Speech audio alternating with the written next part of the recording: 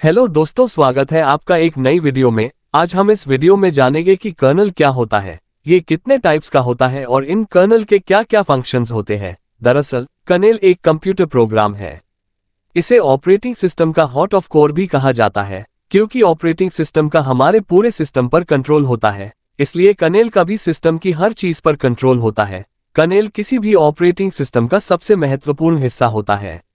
जब भी कोई सिस्टम शुरू होता है तो कर्नल वो पहला प्रोग्राम होता है जो बूटलोडर के बाद लोड होता है, क्योंकि कर्नल को ऑपरेटिंग सिस्टम के लिए सिस्टम की बाकी चीजों को संभालना होता है। ऑपरेटिंग सिस्टम बंद होने तक कर्नल मेमोरी में ही रहता है। कर्नल मूल रूप से एक कंप्यूटर प्रोग्राम है जिसे आमतौर पर ओएस का केंद्रीय घटक यानी एक सेंट्रल कंपोनेंट या मॉड्यूल माना जाता है। ये कंप्यूटर सिस्टम और हार्डवेयर के सभी कार्यों को हैंडल करने, मैनेज करने और नियंत्रित करने के लिए जिम्मेदार है। जब भी सिस्टम शुरू होता है, कर्नल पहले लोड होता है और मेमोरी में रहता है। ये यूजर एप्लीकेशन और हार्डवेयर के बीच एक इंटरफेस के रूप में भी कार्य करता है। Functions of kernel. आइए अब हम समझते हैं कि कर्नल कौन कौन से कार्य करता है। इसमें पहला पॉइंट है कि कर्नल लो लेवल कार्यों जैसे disc management, memory management, task management आदि के लिए जिम्मेदार होता है। ये यूजर्स और सिस्टम के हार्डवेयर कंपोनेंट्स के बीच एक इंटरफेस प्रदान करता है। जब कोई प्रोसेस कर्नल से रिक्वेस्ट करता है तो उसे सिस्टम कॉल कहा जाता है। इसमें दूसरा पॉइंट है एक्सेस कंप्यूटर रिसोर्स। इसमें ये सभी कंप्यूटर रिसोर्सेज जैसे सीपीयू, मेमोरी, फाइलें, प्रक्रियाओं आदि के मैनेजिंग के लिए जिम्मेदार है। ये यूजर्स और सिस्टम के रिसोर्सेज के बीच एक पुल यानी एक ब्रिज के रूप में कार्य करता है।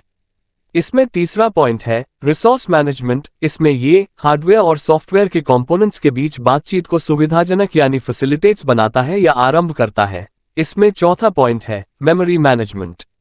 ये रैम मेमोरी को मैनेज करता है ताकि सभी चल रहे प्रोसेसेस और प्रोग्राम प्रभावी ढंग से यानी इफेक्टिवली और कुशलता से यानी एफिशिएंटली काम कर सकें। इसमें पांचवा पॉइंट है डिवाइस मैनेजमेंट। सिस्टम में जुड़े सभी पेरिफेरल डिवाइसेस का उपयोग एक प्रोसेस द्वारा किया जाता है और इन उपकरणों का एलोकेशन कर्नल द्वारा ही मैनेज किया जाता है। ये ओएस के सभी प्राइमरी टास्क्स को कंट्रोल्स और मैनेजेस करने के साथ साथ कंप्यूटर से जुड़े वेरियस पेरिफेरल्स डिवाइसेस को भी मैनेज करता है। ये सीपीयू द्वारा किए गए कार्य को शेड्यूल करता है ताकि प्रत्येक यूजर्स का कार्य जल्दी से जल्दी और एफिशिएंटली एग्जीक्यूट हो सके। Types of kernel. चलिए अब बात करते हैं कर्नल के टाइप्स की। मूल रूप से कर्नल 5 प्रकार के होते हैं। इसका पहला टाइप है मोनोलिथिक कर्नल। मोनोलिथिक कर्नल वे कर्नल होते हैं जहां यूजर सर्विसेज और कर्नल सर्विसेज को एक ही मेमोरी स्पेस में कार्यान्वित यानी इंप्लीमेंट किया जाता है। यानी इस मामले में यूजर सर्विसेज और कर्नल सर्विसेज के लिए अलग अलग मेमोरी का उपयोग नहीं किया जाता है। ऐसा करने से कर्नल का आकार बढ़ जाता है और इसके परिणामस्वरूप ऑपरेटिंग सिस्टम का आकार बढ़ जाता है, क्योंकि यहाँ कोई अलग से यूजर स्पेस और कर्नल स्पेस की जरूरत नहीं पड़ती।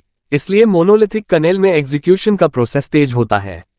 चलिए अब जान लेते हैं कि मोनोलिथिक कर्नल के क्या क्या एडवांटेजेस है। इसका पहला एडवांटेज है कि ये केवल सिस्टम कॉल के माध्यम से CPU scheduling, memory scheduling, file management करता है। इसका दूसरा एडवांटेज है कि इसमें एग्जीक्यूशन का प्रोसेस फास्ट होता है, क्योंकि इसमें यूजर्स और कर्नल के लिए कोई अलग मेमोरी स्पेस नहीं देना पड़ता है। अब जान लेते हैं कि मोनोलिथिक कर्नल के क्या क्या डिसएडवांटेजेस है। इसका पहला डिसएडवांटेज है कि यदि कोई सर्विस फेल हो जाती है तो सिस्टम फेलियर हो जाता है। इसका दूसरा डिसएडवांटेज है कि यदि यूजर्स को कोई न्यू सर्विसेज ऐड करनी है तो पूरे ऑपरेटिंग सिस्टम को मॉडिफाइड करना पड़ता है। इसका दूसरा टाइप है माइक्रो कर्नल।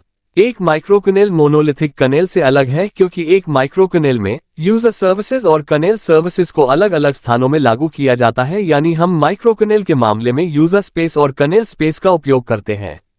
क्योंकि हम यूजर स्पेस और कर्नल स्पेस का अलग अलग उपयोग कर रहे हैं, इसलिए ये कर्नल के आकार को कम कर देता है और इसके परिणामस्वरूप ऑपरेटिंग सिस्टम का आकार कम हो जाता है। अब जान लेते हैं माइक्रो कर्नल के लाभ यानी एडवांटेज के बारे में। यदि हमें कोई नई सर्विस इंस्टॉल करनी तो हम इजीली इंस्टॉल कर सकते हैं। अब जान लेते हैं इसके डिसएडवांटेज के बारे में। क्योंकि हम यूजर स्पेस और कर्नल स्पेस का अलग अलग उपयोग कर रहे हैं, इसलिए इनके बीच कम्युनिकेशन में यह ओवरऑल एग्जीक्यूशन टाइम को कम कर देता है। इसका तीसरा टाइप है hybrid kernel. Hybrid kernel monolithic kernel और माइक्रो कर्नल दोनों का कॉम्बिनेशन है।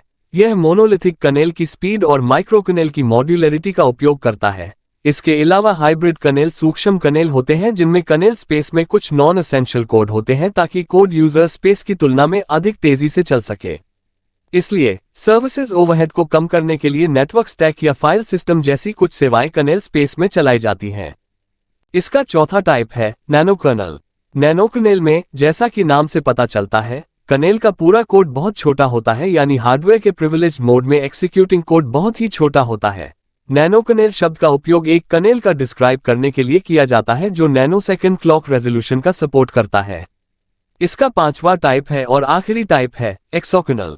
एक्सोकर्नेल एक ऑपरेटिंग सिस्टम कर्नेल है जिसे MIT पैरेलल और डिस्ट्रीब्यूटेड ऑपरेटिंग सिस्टम ग्रुप द्वारा विकसित किया गया है। इस प्रकार के कर्नेल में रिसोर्स प्रोटेक्शन का मैनेजमेंट अलग से किया जाता है और इसके परिणामस्वरूप हमें एप्लीकेशन को स्पेसिफिक कस्टमाइजेशन करने की अनुमति मिल जाती है। एक एक्सोकर्नेल में कोई फोर्स एब्स्ट्रैक्शन नहीं होता और यही वो विशेषता है जो इसे मोनोलिथिक कर्नेल और माइक्रोकर्नेल से अलग बनाती है। लेकिन इसमें इसका ड्रॉबैक इसका कॉम्प्लेक्स डिजाइन है।